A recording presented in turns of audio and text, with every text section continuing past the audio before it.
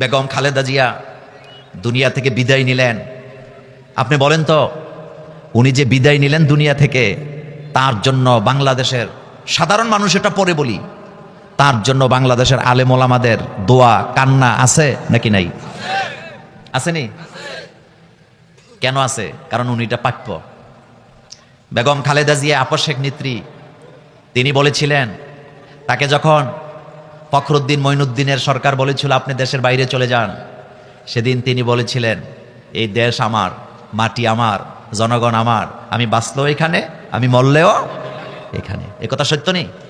2 number, Khaleda Zia ব্যক্তি জীবনে কোনো কোনো ক্ষেত্রে হতে পারে তিনি ইসলামকে তেমনভাবে প্র্যাকটিস করেন নাই, এটা সত্য। কিন্তু এই দেশে ইসলামের কোনো ক্ষতি হোক, আলেম ওলামারা জঙ্গিবাদ বানাবার জন্য আলেমদেরকে খালেদা জিয়া কখনো একটা শব্দ বাংলাদেশে উচ্চারণ করেন নাই। এই জন্য তিনি ইন্তেকাল করার পরে বাংলাদেশের সমস্ত আলেমরা তার জন্য দোয়া করেছে, বিবৃতি দিয়েছে। বাংলাদেশ মাজলিসুল মুফাসসিরিনের পক্ষ থেকে তার জন্য শোক জানানো হয়েছে। মিজানুর রহমান আজহারীর পক্ষ থেকে দোয়া করা হয়েছে, শোক জানানো হয়েছে। শায়েখ আহমদুল্লাহর পক্ষ থেকে, এমনকি বাংলাদেশের যত বড় বড় ইসলামিক দল আছে, চরমনায়ের পিসাব সহ, জামাত ইসলামের আমির সহ, সবাই আজকে চোখের পানি ফেলে তার জন্য কেঁদেছে, শুধুমাত্র তার কর্মের কারণে।